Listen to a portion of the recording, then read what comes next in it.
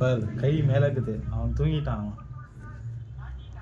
அவன் நல்ல பையன், அவன் பாரு தூங்குடானா தூங்கிடுறான். அவன் கை கீழே போச்சுன்னா அவன் தூங்கலை, அடி பாரிப்போ பாரு அவன் தூங்கிட்டான். அவன் நல்ல பையன், அவன் தூங்கிட்டான். எப்பயோ தூங்கு மகனி.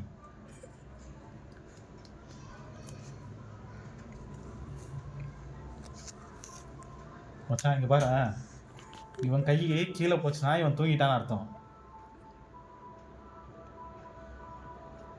பாரு மச்சான், இவன் தூங்கிக்கிறான் நல்லா. பார்த்தியா எப்படி தூங்குறான் பார்த்தியா?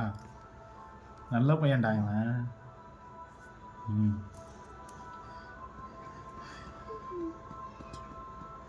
தூங்கு மகன்.